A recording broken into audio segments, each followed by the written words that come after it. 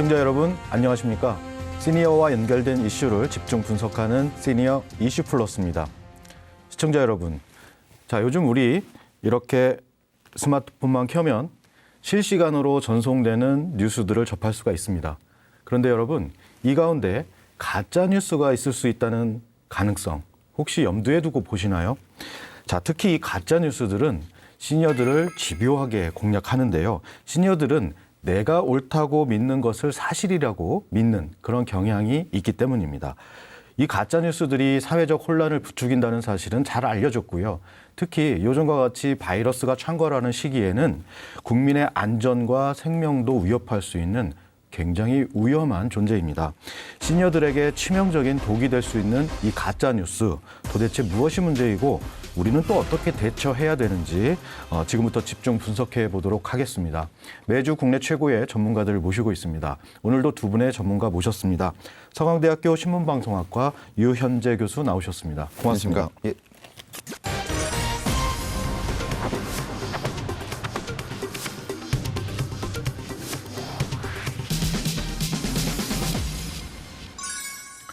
디지털 리터러시 교육협회 박일준 회장 나오셨습니다. 고맙습니다. 안녕하세요.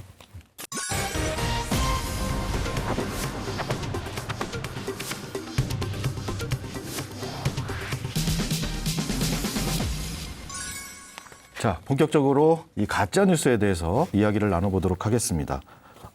유현재 교수님, 가짜 뉴스 이거 도대체 뭡니까? 이게 용어가 또 맞는 겁니까?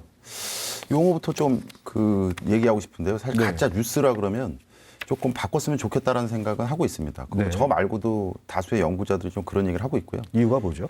이게 뉴스라고 했을 때 그 네. 자체가 가지고 있는 뉘앙스가 뭔가 새로운 소식 이런 것들도 네. 있고, 그다음에 굳이 긍부정을 나누자면은 긍정에 조금 치우쳐 있는 것이 사실이잖아요. 아, 네. 그러니까 뉴스란 것이 가짜인데 뉴스, 이게 어찌 보면은 약간 앞뒤가 안 맞는 거죠. 네. 그러니까 가짜면 가짜 정보라고 말하는 게 더 맞는 것 같고요. 그래서 네. 최근에는 허위 정보, 허위 조작 정보, 네. 가짜 정보 이런 식으로. 왜 이게 왜 중요하냐면 그냥 용어만 바꾼다고 어떻게 이런 정도가 아닌 것 같고요. 네. 그냥 아마도 알게 모르게 가짜 뉴스라 그러면 그렇게 심각하지 않게 생각할 가능성도 있는데 엄밀하게 따지면 범죄일 수 가능성도 많거든요. 네. 그리고 실제로 처벌도 많이 받고 있고요. 네. 그래서 그 부분에 있어서는 영어로 이제 페이크 뉴스라고 하니까 네. 그걸 이제 번역하는 과정에서 이제 가짜 뉴스라고 그랬는데, 굳이 따지자면 허위 조작 정보 이런 거. 허위 조작 정보. 그게 이제 그냥 아무렇지도 않게 받아들여지면 그럴 수 있잖아 라는 건데, 사실 그 심각성이나 그 폐해를 생각을 해보면 조금 더 진지하게 네. 받아들여져야 될 네. 구석은 분명히 있습니다. 네. 박일준 회장께서 동의하십니까? 네, 저도 동의하고요. 조금 네. 더 첨언해서 말씀드리자면 네. 이 가짜 뉴스라는 말이 언젠가 우리에게 훅 들어왔죠. 네. 이 트럼프 대통령이 쓰면서 이제 많이 알려지게 됐는데 네. 자신에 대해서 부정적인 기사를 쓰는 그렇죠. 언론한테 페이크 뉴스라고 이제 네. 얘기하기 시작했어요. 그러니까 진짜 언론이 쓴 가짜 뉴스 또는 진짜 언론사의 비판적인 기사. 네. 이건 이제 언론 탄압의 문제가 있죠. 네. 그래서 유럽연합에서는 가짜 뉴스라는 말을 쓰지 말아라고 권고를 해요. 네. 우리나라 정부에서도 그렇게 얘기를 하고요. 근데 이에 또 어떤 문제가 있냐면 좀 더 들어가서 해석을 해보면 이제 가짜 언론사가 만들어낸 가짜 뉴스라고 네. 했을 때는 이건 명백하게 가짜 뉴스라고 네. 얘기할 수 있겠죠.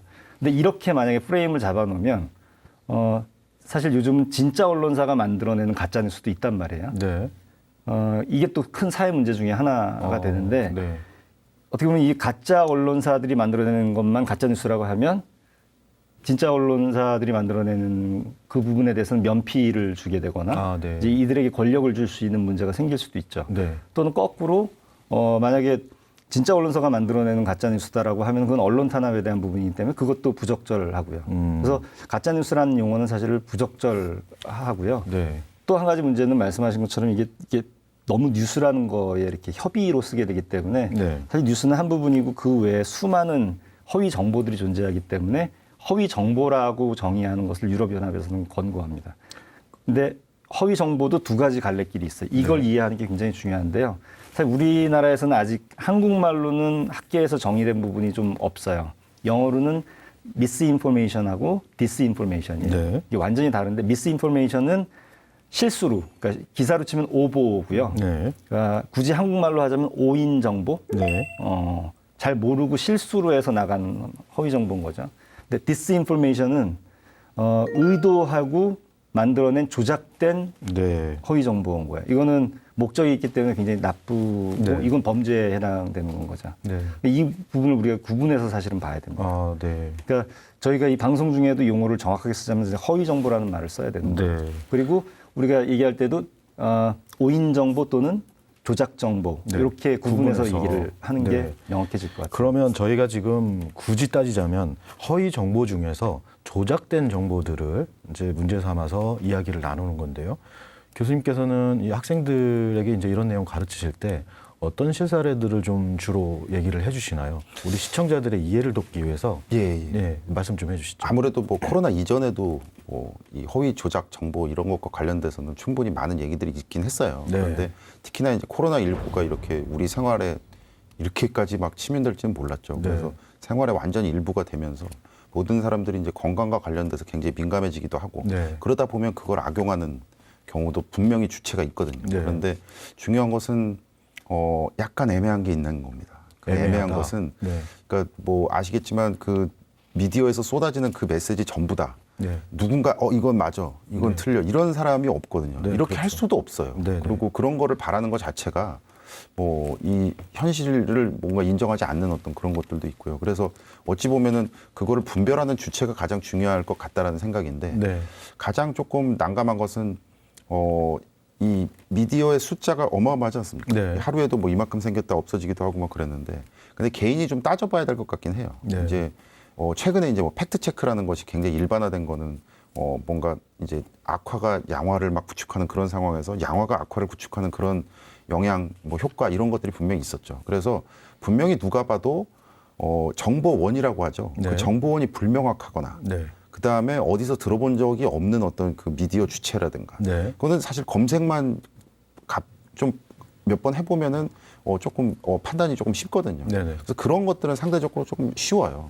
그리고 허위 조작 정보라 그랬을 때 다 모든 정보는 사실은 뭔가 노림수가 있습니다. 네. 돈을 노리거나 네. 아니면 클릭을 노리거나 네. 둘 중에 하나인 거죠. 아니면은 클릭과 돈을 한꺼번에 노리든가 네, 네, 네. 뭐 아니면은 본인들의 어떤 그 신념을 전파한다거나.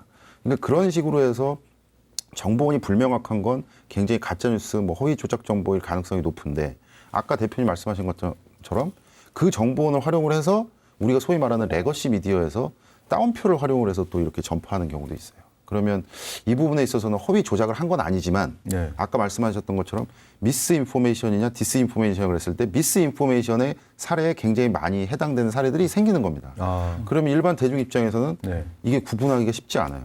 우리는 뭐 이걸 공부를 하거나 아니면 현업에서 하는 실무들이니까 이걸 좀 구분하지. 그냥 일반인들 그냥 뭐 우리 엄마, 우리 아들 뭐 이런 입장에서 이렇게 보면 어떤 게 맞을까 조금 혼란하거든요. 근데 네. 뭐 어쩌면 무책임할지 모르지만 결국은 정보 소비자의 몫일 것 같아요. 네. 향후에는 뭐 정보의 숫자가 뭐 줄어들겠습니까? 더 많아지면 많아지고요. 뭐 그런 상황이다라고 말씀을 드릴 수가 자, 있죠. 교수님, 우리가 식당에 가면 무슨 방송국에서 나온 집, 뭐 이런 그 간판에 이런 이제 문구 많이 적어놓지 않습니까? 이런 것들도 허위 조작 정보라고 봐도 되는 겁니까? 그거는 뭐 이제 뭐 케이스 바이 케이스 하나하나 판단해 봐야 되겠습니다. 실제로 방송에 나오지 않았다는 것을 맞습니다. 전제로 해서 네, 맞습니다. 말씀드렸습니다. 그런 거 많습니다. 그런 거 많고, 근데 그걸 또 따지진 않아요. 네, 그렇죠. 왜 그러냐면 일단 그 사람 심리가 결정을 내리면 좋은 쪽으로 계속해서 강화를 시키거든요. 그걸 이제 인지 부조화라고 하는데 네, 네. 예를 들어서 제가 어떤 선택을 했어요. 네. 오늘 저 여기 나오기로 선택을 네. 했다라고 하면 이것과 관련된 어떤 긍정적인 어떤 명분과 이런 것들을 계속 제 안에다가 주입시킵니다. 아, 네. 이 시간은 즐거워. 네. 사회자도 너무 좋아. 네. 같은 패널도 너무 좋아. 계속해서 해야지만 제가 행복하잖아요. 근데 그거를 다르게 생각하면 제가 힘들어지는 거예요. 네. 방금도 마찬가지고 그게 허위 조작이든 아니든 간에 네. 내가 보기에도 약간 애매한 것 같은데 네. 그 식당에 일단 가면 믿습니다. 네. 그래야만 내가 편하니까. 네. 근데 이런 사안들이 굉장히 많이 벌어진다라는 말씀을 일단 먼저 드리고요. 그리고 아까 이제 이제 허위 조작이 뭐 이런 것들이 왜 만연하고 그 다음에 특히나 우리나라 사람과 그 다음에 특히나 어르신들에게 조금 취약한가 생각해 보면 권위에서 풀 수 있어요. 권위. 그러니까 이건 뭐냐면 뭐 아리스토텔레스 얘기까지 아마 아리스토텔레스인 걸로 제가 아는데 뭔가 누군가 설득을 시킬 때 하나는 로고스, 그다음에 페이소스, 그다음에 에토스지 않습니까? 네. 근데 에토스가 우리나라 사람들한테 굉장히 중요하대요. 누가 얘기하느냐. 네. 뭘 얘기하고 뭐 이런 게 아니라 누가 얘기하느냐. 네. 근데 그 권위라고 말씀드린 게 우리나라에서 대표적으로 권위를 갖는 정보원이 첫 번째가 연예인이에요. 연예인입니다. 그래서 뭐 연예인이 무슨 권위 막 해가지고 그걸 뭐 연예인이 있는 뭐 권위가 있는 연예인도 있고 아닐 수도 있다. 뭐 이런 논쟁을 얘기하는 게 아니고요.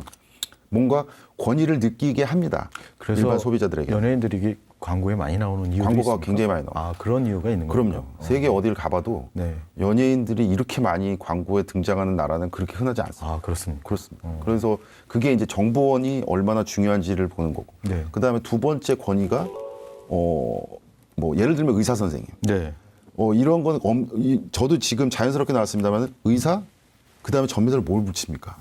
당연히 선생님이라고 붙이잖아요. 네네. 그러니까 이 보면은 다 그러신 건 아니지만 특정한 건강 프로그램에 텔레비전에 이렇게 나왔다라고 하면은 저희 어머니도 그랬고 네.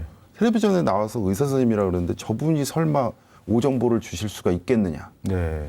라고 하지만 모든 의사 선생님이 그런 건 아니지만 네. 예를 들어서 어떤 특정한 건강 정보 건강 보조식품에 대해서 막 좋은 말씀을 하시는데 그 순간 홈쇼핑을 이렇게 틀어보면 옆에 옆 채널에서는 그분이 등장해서 또 그 물건을 파는 경우도 있단 말이에요. 아, 그렇습니까? 그럼요. 그러니까 네. 이게 권위에 약한 소비자 그리고 권위를 활용을 하는 어떤 전문가. 네. 뭐 자연스럽게 세 번째가 나옵니다만은 텔레비전입니다. 그럼 왜 그렇습니까? 텔레비전에 나오면 어떻게 얘기를 하냐면 그 텔레비전에 나오는 건 대중성이잖아요. 네네. 내가 어디서 봤다 이런 건데 네. 우리는 저를 포함해서 신뢰까지 개입시킵니다. 네. 텔레비전에 나왔으니까 믿을 수 있다. 이건 논리에 안 맞거든요, 사실은. 그렇죠. 그렇죠. 내 텔레비전에 나왔다라는 것, 그러니까 미디어에 노출됐다는 것만으로 만약에 신뢰를 부여한다면 굉장히 나쁜 쪽으로 등장하는 사람들도 많이 있잖아요. 무슨 범 뭐 이런 것. 네. 그러니까 그건 분명히 다른 얘기인데 네. 우리는 그런 문화인 거예요. 네. 권위에 의해서 누가 말하느냐가 중요하기 때문에 이런 것들이 사실은 허위 조작 정보, 가짜 뉴스 뭐 이런 것들에 굉장히 중요한 토양이 되고 있다라고 네. 말씀드릴 수가 있겠습니다. 그렇다면 박일준 회장님께서는 이 허위 조작 정보의 대표적인 사례라든가 아니면 회장님께서 생각하실 때 가장 위험하다고 생각하시는 허위 조작 정보 어떤 것들을 좀 말씀해 주실 수 있을까요? 사실 뭐 이게 허위 정보 아까 의도 목적 말씀드렸는데 이게 왜 만들었느냐 면에서 그러니까 첫 번째는 나의 이익을 위해서 네. 이거에 대해서는 대부분의 국민들이 좀 너그럽게 봐주는 면들이 있는 것 같아요. 네. 제일 깐깐하게 보는 영역이 요새 유튜브죠. 네. 유튜버들이 무슨 뭐 광고성인데 사실은 거짓말을 네, 했다. 네, 네. 아주 깐깐하게 보는. 이 두 번째 목적이 이제 누군가한테 피해를 주려고. 이건 이제 법적으로 뭐 명예훼손이라든가 여러 가지 형태로 이제 의도를 가지고. 이 정치적으로 한 부분이 네. 또 네. 이렇게 있겠고요. 그 몇 년 전에 개봉했던 영화 중에 인랑이라고 있었어요. 네, 인랑. 굉장히 많은 돈을 투자해서 한국 그 영화 중에서는 꽤 대작이었거든요. 네. 근데 거의 뭐 투자 회수가 30-40% 정도 됐을라나요? 완전히 망했어요. 근데 저도 그 영화를 봤는데 나쁘지 않아요. 이제 애니메이션 원래 만화 원작을 가지고 만든 건데 이게 그 영화가 망한 이유에 허위 정보가 있었어요. 어떤 것입니까? 영화가 개봉하자마자 이제 안 좋은 얘기들이 막 도는 거예요. 네. 막 댓글 인터넷 막 안 좋은데 영화사 측에서 이게 좀 안만 해도 좀 이상한 것 같다. 그래서 사이버 수사대에 수사를 의뢰했어요. 그 쫓아가고 잡아보니까 초등학생 4명이에요. 아, 네. 사실 이건 초등학생들 관람 불가하기 때문에 못 보거든요. 왜 그랬- 영화를 보지도 않고 예, 왜 그랬을까요? 이 아이들끼리 떡볶이 내기를 했다고 그러더라고요. 아, 이거 우리가 막 해서 누가 더 댓글 많이 달리는지 아하. 누가 더 여론몰이를 하는지 해서 이긴 사람한테 떡볶이 사기 해서 친구 4명이 막 한 거예요. 이 3회 법칙 동조 효과라는 게 있죠. 3사람이 움직이면 그 다음에는 이게 집단으로 인식하기 때문에 나머지 사람들이 다 쫓아가는 현상이 있거든요. 네. 특히 인터넷상에서는 그 현상이 굉장히 강한데 네. 이 아이들이 보지도 않고 어디서 따오고 보고 들은 걸 가지고 막 상상해서 막 안 좋은 댓글을 하니까 그 뒤에도 그러면 재밌게 본 사람도 막 재미없다 그러는데 저는 재밌던데요. 점점점 이 얘기를 할 수가 없어요. 아하, 네. 어쩐지 저도 재미없더라고요. 하면서 그래서 결국에는 영화가 조기 종영해버렸어요. 회사는 굉장한 손실을 받고 그래서 아이들은 잡았는데 어떻게 하겠어요? 처벌을 훈방 못하죠. 처리해서 네, 보내버렸죠. 네. 참 어이없는 사례네요. 그래서 이게 제가 이 말씀을 드리는 이유는 이제 허위 정보는 어떤 특정 정치적 목적만이 아니라 재미로도 하고 네. 자기의 이익을 위해서도 하고 네, 네. 다양한 형태로 모든 세대가 지금 다 겪고 있는 것이고 네. 자기가 허위 정보를 낸다라는 것도 모를 정도로 네. 초등학생들 제일 첫 번째 경험하는 게 단톡방에서 네. 친구 모방하는 네, 허위 네, 정보 네. 내보내는 네. 거거든요. 이게 이제 국가적인 문제인 거죠. 그렇군요. 자, 유현재 교수님, 그렇다면 이 허위 정보가 미디어별로 좀 차이도 있습니까?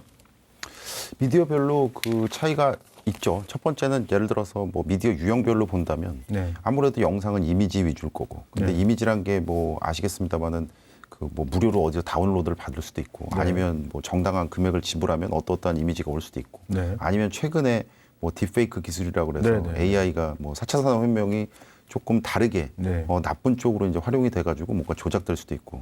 근데 그거는 참 아직은 뭐 시작되지도 않았다고 해요. 네. 그러니까 지금 일반적으로 막 이렇게 막 몇 개 보이는 거 말고는 그렇지 않고 어쨌든 이미지적으로도 굉장히 조작이 가능한 사안들이 굉장히 많이 있지 않습니까? 얼마 전에도 보면은 탐 크루즈 얼굴이 이렇게 네. 등장해가지고 막 이랬는데 저기 진짜 탐 크루즈냐 아니냐 막 이런 것도 있었고 그다음에 오바마 케이스도 네, 있었고 네. 이런 것들은 정말 뭐 저를 포함해서 많은 사람들이 그걸 분별해낸다는 것은 뭐 불가능한 일이거든요. 네. 그래서 앞으로도 그런 일들이 있고 그다음에 이미지적으로 뭔가 만들어서 사람들의 감정성을 건드린다는 건 굉장히 쉬운 일이에요. 네. 그래서 뭔가 아까 말씀하셨던 것처럼 의도를 가지고 뭔가 조작을 한다면 그 컨텐츠 제작자들이 하는 것은 정말 조금 쉬운 네. 작업이니까 조심해야 될 거고 그다음에 또 하나는 이제 인쇄 매체라든가 아니면 인쇄. 메시지 위주 네, 네. 이런 것들은 뭐 댓글이라든가 메시지 관련해서 막 이렇게 하는 것들도 분명히 이제 뭐 형태가 있겠죠.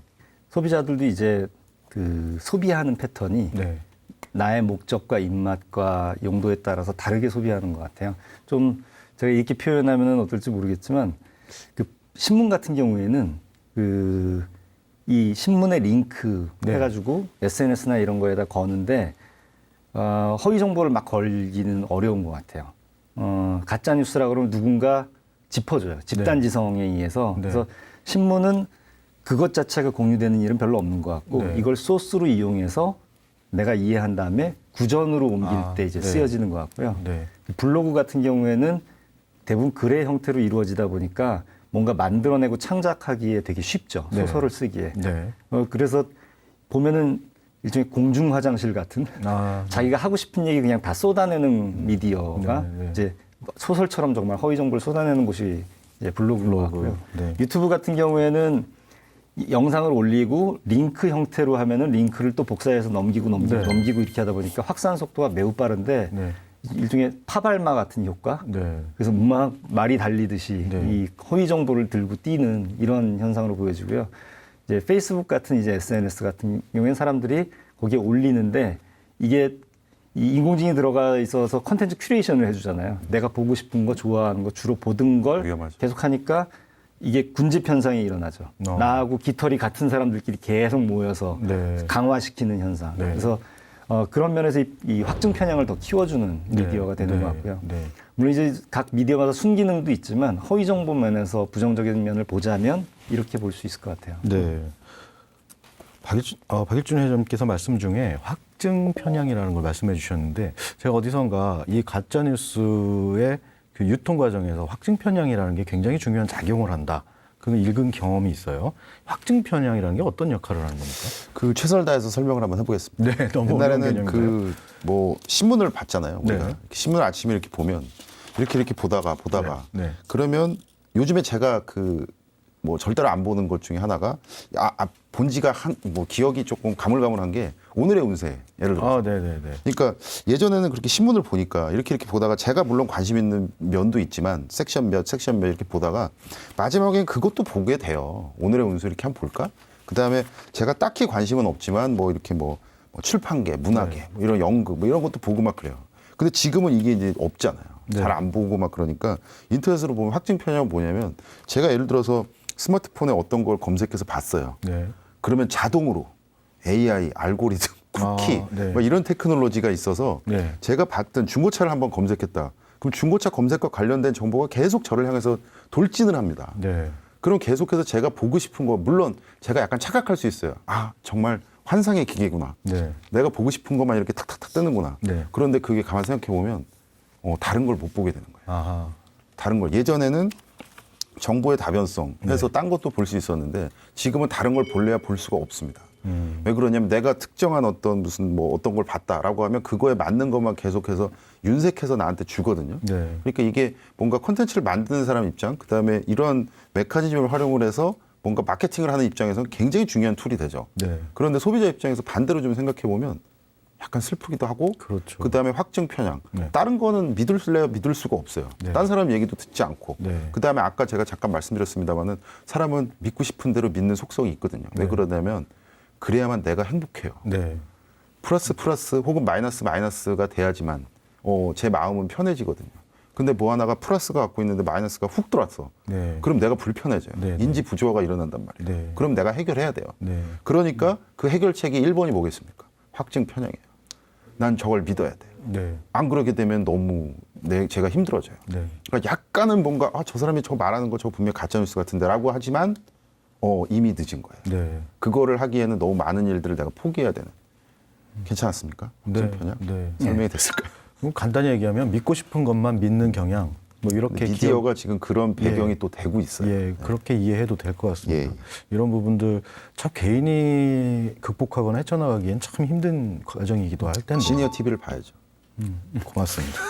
이게 확증 편향이 저는 또 한 가지가 있다고 보여지는데 첫 번째가 말씀하신 이제 믿고 싶은 걸 믿는 네. 그러니까 반응이 전 두 가지인 것 같아요. 이런 정보를 했을 때 그러면 그렇지. 네. 이게 이제 믿고 싶은 걸 믿는 반응인 네, 거죠. 네, 네. 또 하나의 반응은 그럴 리가 내가 아는데 네.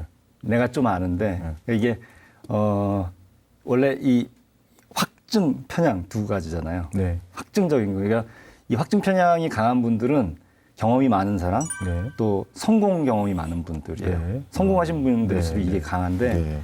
왜 어떤 정보가 들어올 때 사람이 그걸 처리하는 메커니즘이 뇌가 그렇게 돼 있어요. 정보가 들어오면 바로 뇌가 그걸 해석해내는 게 아니라 내가 갖고 있는 경험 박스에다 넣고 거기서 돌려요. 네. 그래서 해석해서 나온 거를 제가 이해하는 거거든요. 네. 경험 박스가 크면 클수록 이해력이 높은 거죠. 그래서 아는 만큼 보인다고 네, 얘기를 하잖아요. 네, 네. 경험 박스 작으면 이해력도 적죠. 네. 성공하고 경험이 많은 분들, 나이가 많은 분들일수록 경험 박스가 크다 보니까 내가 다 경험해봤어. 어르신들. 내가 다 아는데 이런 생각을 하거든요. 네, 네. 근데 사실 사람이 200살을 산들 사실 세상에 수많은 변수들이 있기 때문에 내가 한 경험에서 변수 하나만 바뀌어도 이건 다른 세상이거든요. 네. 다른 쪽으로 갈 수밖에 없죠. 그러니까 내가 갖고 있는 경험 박스를 충분치 않아라고 의심을 하고 이거부터 사실 출발을 하기 시작하면은 정보를 객관적으로 냉정하게 볼 수 있는데 네. 말씀하신 거 외에 플러스 사실 이런 경향들이 사람들이 있기 때문에 네. 그러니까 이걸 해결하려면은 자기 스스로 나의 경험 박스는 충분히 크지 않다라는 걸 첫 번째 인정을 의심하는 해야 거. 되는 것. 인정하고 예. 그다음에는 뭐 여러 가지 그런 행동이 필요하겠죠. 근데 실질적인 팁을 하나 좀 드리자면 저는 저 스스로 그러니까 사람이 난 그래라고 인식하려고 해도 잘 안 되잖아요. 네. 또 요새는 인공지능이 큐레이션 막 해주기 때문에 쉽지 않거든요. 네. 저도 이제 보고 싶은 걸 자꾸 보게 되는. 그래서 저는 예를 들면 유튜브 계정이 제가 여러 개가 있어요. 네. 그래서 채널 하나는 제가 볼 때마다 이제 그 소비 성향에 따라서 이제 채널을 바꾸는데 전반적으로 두루두루 보는 채널이 있어요. 아, 네. 그럼 일부러 의도적으로 관심 없는 것도 봐요. 그럼 이 채널에 제가 계정에 들어가면 수많은 다양한 것들 얘가 보여줘요. 이렇게 T-쉐이프에서 이렇게 넓게 펴주는 역할을 합니다. 네.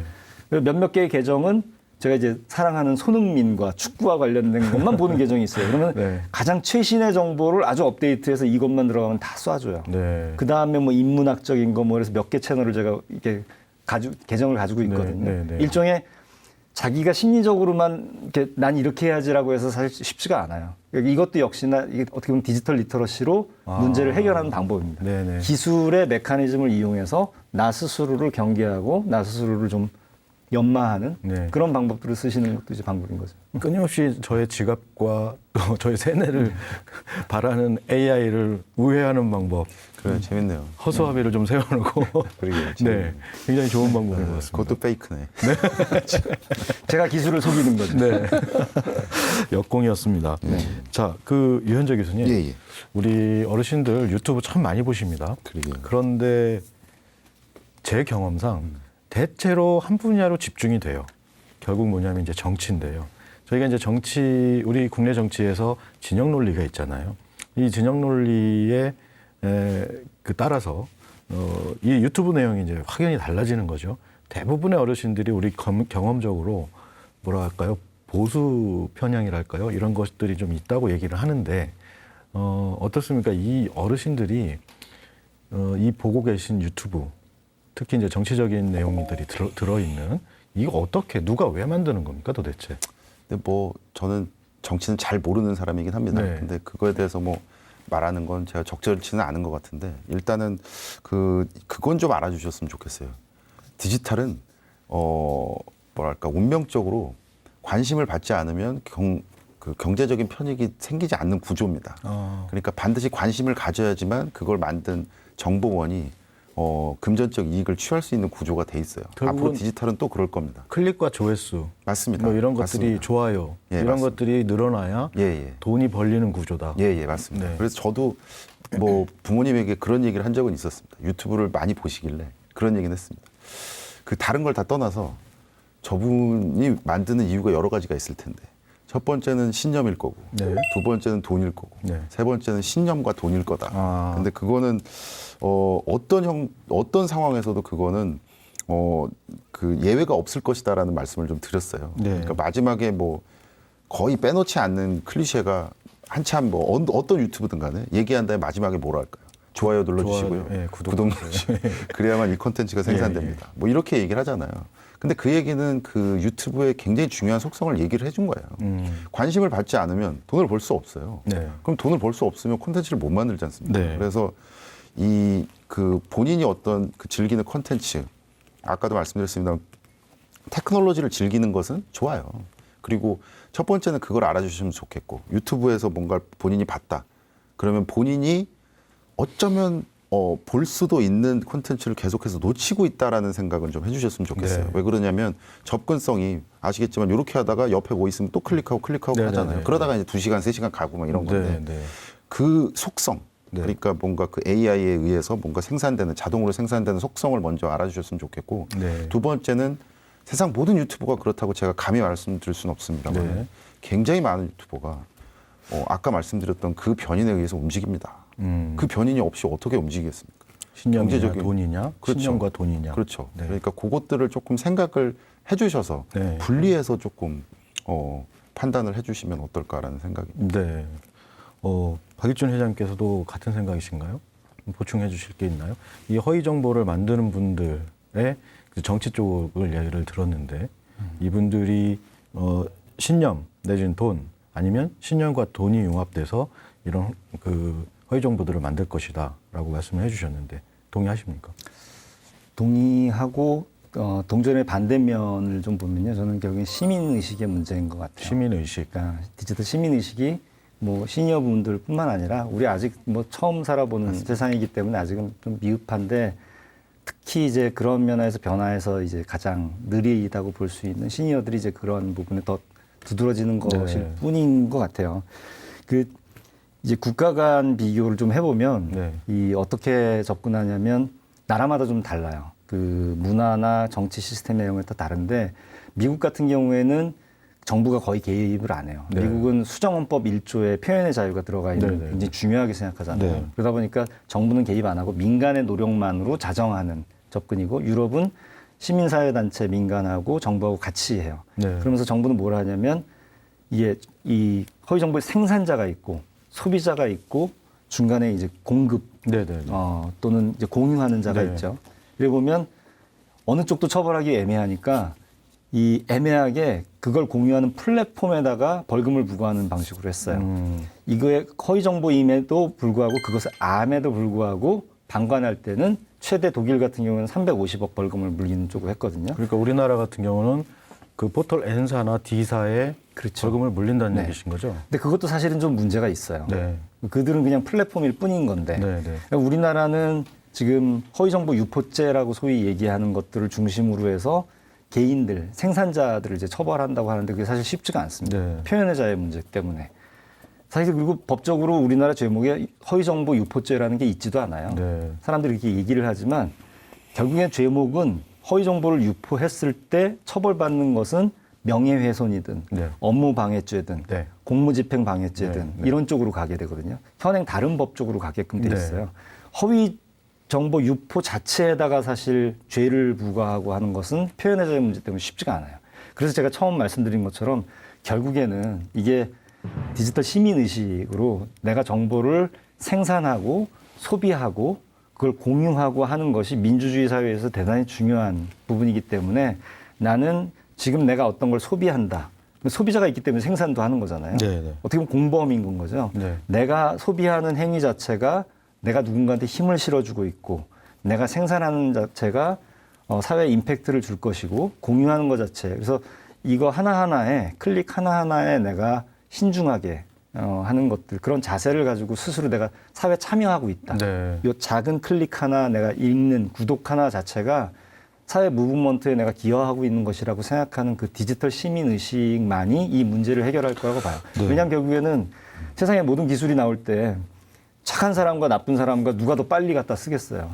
나쁜 사람이 쓰면 그다음에 법은 쫓아가면서 규제를 하는 방식으로 갈 수밖에 없거든요. 네. 이미 피해자는 생기는 것이고 결국에는 이 기술을 앞두고선 이런 문제들을 해결하는 건 규제나 정책 이런 것도 있지만 결국에는 시민들 자체가 그 의식이 있어야 된다고 한 봐요. 가지만 네, 말씀드려도 말씀하십시오. 될까요? 이게 저도 전적으로 동의합니다. 아, 그리고 네. 또 그 마치 세트처럼 세상을 아름답게 보려고 저도 노력을 하는 사람이긴 한데 네.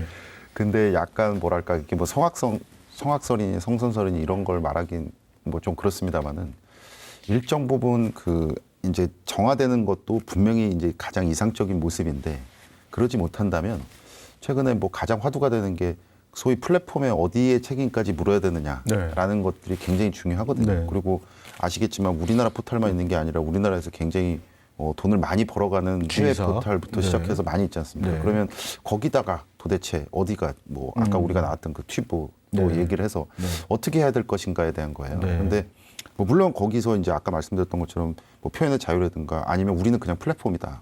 정보를 그냥 컨테이너처럼 하는데 우리한테 책임을 그렇게 과도하게 물 수 있느냐라는 그런 쟁점이 또 하나 있고 그러면 또 어디까지 이제 정보를 뭐 어떻게 우리가 관여를 할 것인가인데 일단 공익적으로 심각하게 해가 된다라고 하는 정보는 일정 부분 조금 규제가 있어야 되지 않느냐라는 게 제 생각이에요. 네. 그러니까 우리나라에 실제로 있죠. 그 네, 네. 어떤 뭐 예를 들어서 뭐 자살 유해 정보라든가 네. 아니면 뭐 누가 봐도 그 시니어들을 노리는 스캠과 관련된 정보라든가 이런 네. 것들이 뜨면 도대체 그거를 표현의 자유라고만 해서 그냥 자정작용만을 바랄 것인가. 물론 그렇게 되면 최고지만 네. 그래서 뭔가 제한이 조금 들어가야 되는데 저는 만약에 이 방송을 그 뭐 당정청 뭐 국회 여의도 네. 좀 보시면 우리나라에서 제일 그래도 왕성하게 활동을 해야 되는 이 사안에 대해서 방송통신심의위원회가 있지 않습니까? 네네.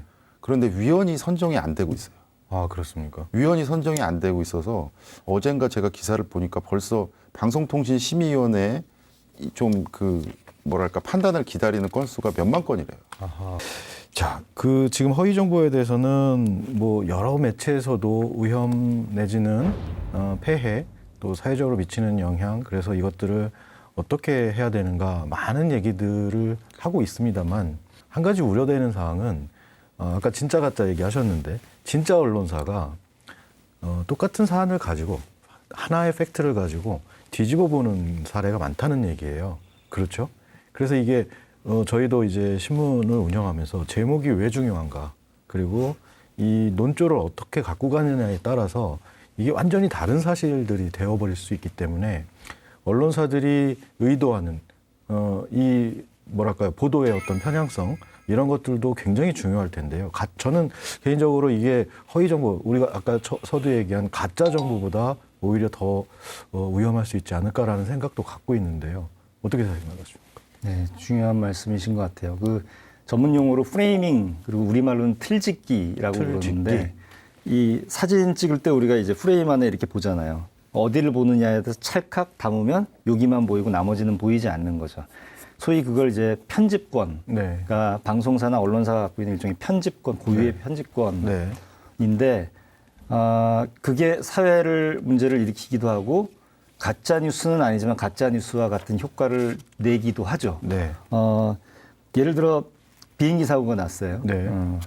비행기가 추락했는데 한 언론사는 그 조종사 파일럿이 어제 와이프하고 싸워가지고 부부싸움, 가정불화가 있다. 이게 이제 개인 문제로 몰고 가는 거죠.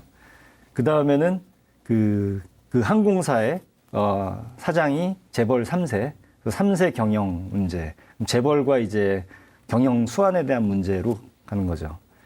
그 다음에는 정부에서 이 관리와 이런 문제를 네네네. 소홀히 했다. 관리 네. 부실 문제. 네. 그 다음에는 법 규제 이렇게 가면 이제 구조적인 문제. 네. 완전히 다 다른 문제가 되는데 각 언론사마다 어떤 앵글을 잡느냐에 따라서 완전히 다른 사안이 되는 거죠. 네. 그러니까 이게 이제 고유의 편집 권한이고 표현의 자유라고 볼 수는 있지만 네.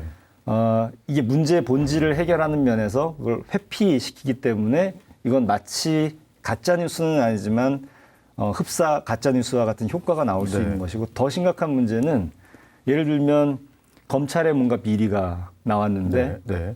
다음 날 뭐 유명 연예인의 마약 사건이 났다. 네. 이제 카메라 자체가 다른 쪽으로 방향이 네. 돌아가 버리죠. 이제. 실제로 그런 경향이 네, 많죠. 굉장히 많죠. 그 화두 자체를 돌려버리는 이것도 굉장히 큰 문제 중에 하나. 네. 이게 아까 말씀드린 디지털 시민의식이 결국 필요하다는 이유는 그런 걸 눈을 불을 켜고선 알아볼 줄 아는 그런 안목과 그 관점을 갖고 있어야 된다는 거죠. 네. 자, 유현재 교수님, 이제 드디어 전공에 관련된 질문을 드리게 됐습니다. 이 프레이밍 문제 어떻게 보고 오십니까? 프레이밍에 대해서 뭐 방금 말씀하셨습니다만 이제 세상을 어떻게 볼 것인지 네.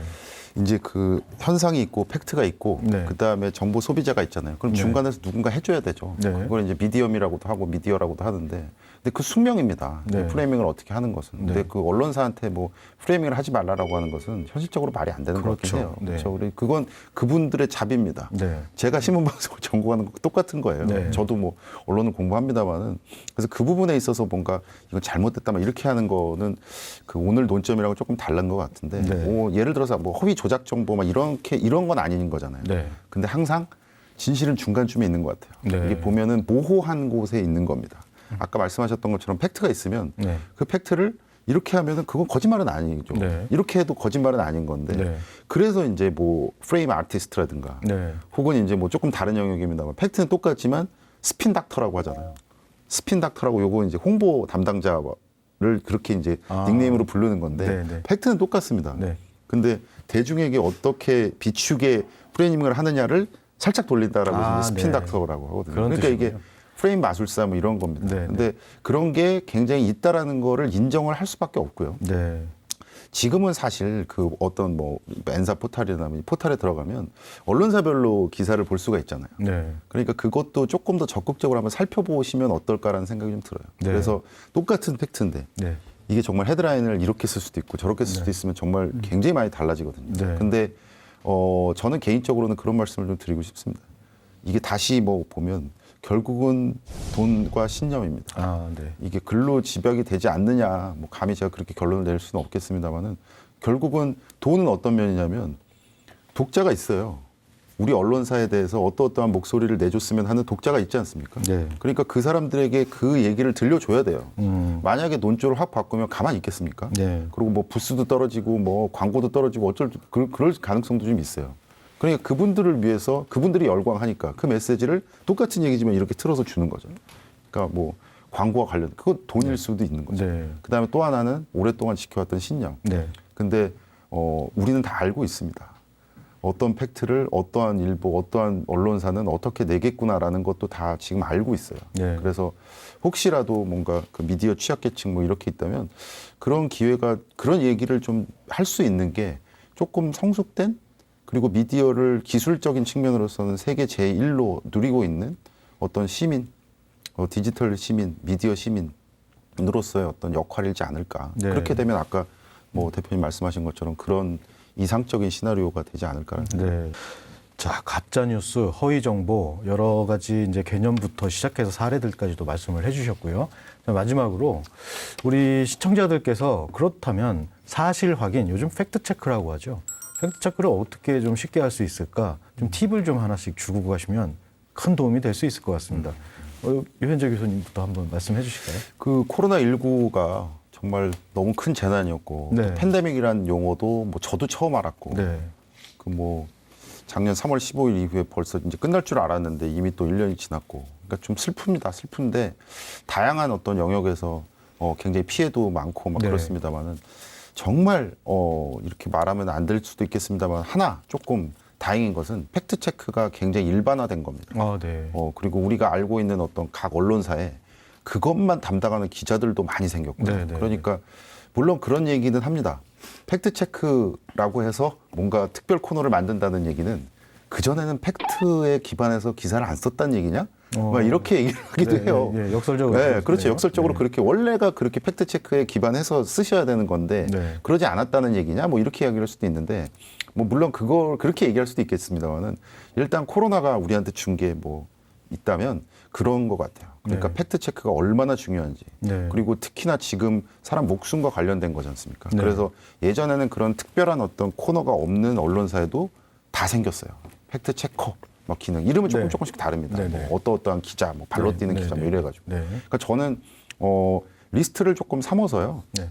그래서 우리가 소위 말해서 그 레거시 미디어라고 표현을 합니다만은 그 레거시 미디어들은 이렇게 표현합니다만은 뒤통수가 조금 그래서 그렇게 막 가짜 뉴스를 굉장히 막 적극적으로 막 한다거나 그러지 못할 가능성이 꽤 높습니다. 네. 그러니까 그 부분에 있어서 조금 믿어주셔서 네. 그 부분에 팩트 체크라고 들어갔을 때 그 사안에 있어서는 조금 믿어줬으면 좋겠다. 그리고 그 팩트 체크의 대부분의 어떤 정보원 소스가 되는 것은 또 정부 방역 당국의 발표예요. 네. 그리고 정부 방역 당국은 과학에 근거해서 또 얘기를 하지 않습니까? 그래서 일정 부분 다른 어떤 정보들을 믿느니 이걸 좀 믿어서 그 다음에 일정 부분 뭐 탑5, 탑6 그건 잘 모르겠습니다만 개인이 조금 판단을 해서 팩트 체크를 굉장히 조금 활용을 해라라고 말씀을 좀 드리고 싶고요. 네. 그리고 또 하나는 아까 뭐 일부에서 잠깐 말씀드렸습니다만은 자식을 믿으십시오. 팩트 체크가 모르면 자식 붙잡고 좀 물어보세요. 네. 자식이 제일 가깝습니다. 네. 그리고 뭐 이게 보면은 딴 데 나가서 막 이렇게 막 어떻게 해가지고 막 확증 편향 일으키시고 막 조금 만만치 않은 결정하지 마시고 자식을 믿으십시오. 네. 자식을 믿어라. 믿으십시오. 예. 박일준 회장님 간단히 좀 정리를 해주신다면요. 세 가지 방법을 말씀드리고 싶은데 첫 번째는 찾아보시라는 거. 네. 지금 말씀하신 것처럼 팩트 체크 해주는 데들이 굉장히 많아요. 네. 그래서 저희 어머니가 80세이신데 저한테 카톡으로 그 허위 정보를 많이 보내주세요. 그러면 어머니 하고서 제가 관련된 팩트 체크 기사나 이런 걸 다시 이제 보내드리고 아 그럼 그런 줄 알았어. 역시 뭐 이렇게 자식을 믿어라. 어머니가 나오시는 같은 곳에서 좀 이렇게 계시나 봐요. 그러게요. 저희 어머니도 뭐. 그래서 한 번만 검색해 보시면 많이 나온다라는 거. 네. 그리고 그 찾아보실 때 보면 기사나 이런 것들 URL을 한번 확인해 보시면 URL이 이상한 것들이 있어요. 네. 그리고 심지어 그 URL이 믿을 만한 것인지 확인해 주는 사이트, 무료 사이트도 있어요. 네. 그런데 한 번만 해보시면 이게 가짜인지 아닌지 알 수 네. 있는. 네. 두 번째는 기사가 육하 원칙으로 쓰이거든요. 육하 원칙대로 분석해 갖고 보는 거예요. 누가, 왜, 무엇을. 네, 네, 네. 누가 그러면 어떤 목적으로 이 사람이 의도를 가지고 썼을까. 네. 무엇에서는 그 팩트를 비교해서 기사를 네. 보면서 보는 거. 네. 그래서 기사를 쓸 때 썼던 방식을 거꾸로 해서 해체해서 보면 가짜를 찾아내기가 쉽고요. 세 번째 말씀드리고 싶은 거는 주장과 사실을 구분하셔라는 거. 이게 사실 우리가 꽤 못해요. 네. 언론사에서도 방송에서도 쿼트, 인용구를 반드시 하죠. 네. 누구누구의 인용구를 씁니다. 네. 그건 이제 주장인 거예요. 네. 근데 이제 그걸 주장으로 받아들이지 않고 사실로 받아들이는 거죠. 누군가의 말을 인용했다는 거는 주장인 건 거고 나머지 이제 팩트로 소위 뉴스 정리되는 거. 네. 오늘 날씨, 네. 경기 뭐 이런 것들 다 팩트인 거잖아요. 네. 그 사실과 주장을 구분만 하셔도 네. 그러니까 이런 주장을 그는 하던데 그러니까 사실 그거는 말할 때도 평소에 우리가 습관을 들일 필요가 있어요. 내가 어디서 들었는데 카더라. 네. 그렇대가 아니라 그 사람은 그렇게 얘기를 하던데라고 우리가 말하는 습관을 들인다면 많은 허위 정보들이 저는 한 5, 60%는 사라질 것 네, 같아요. 네. 이 습관만 들여도. 네. 네. 자식을 믿는데 부작용은 하나 있습니다. 뭡니까? 팩트 체크와 관련해서 부모가 자식에게 물어보면 자식은 화를 낼 수도 있습니다. 사랑하니까. 네. 근데 주변 사람들에게 하면 그분들은 화는 내지 않을 거예요. 네. 근데 거짓말은 합니다. 네. 그러니까 반드시 자식이 낫다. 부작용이 있어도 아무튼 붙잡고 물어보십시오. 네. 자, 시청자 여러분, 어떻게 보셨습니까? 가짜 뉴스. 자, 우리는 이제부터 허위 조작 정보 이렇게 제대로 인식하는 그런 계기가 될 수도 있을 것이고요. 이 허위 조작 정보가 결국은 우리의 삶을 결정하는 굉장히 중요한 어떤 계기가 될 수 있다는 것. 그런 위기감도 좀 가지셔야겠습니다. 팩트체크를 어떻게 해야 되는가, 자녀를 믿어라 이런 말씀도 해주셨고 3가지 말씀 얘기해 주셨지만 찾아보세요. 예, 확인하세요. 이제 이 정도로 마무리할 수도 있을 것 같습니다. 시청자 여러분, 다음 주에도 더 새로운 이슈를 가지고 찾아뵙겠습니다. 오늘 나와주신 두 분 감사합니다. 시청자 여러분 고맙습니다. 고맙습니다.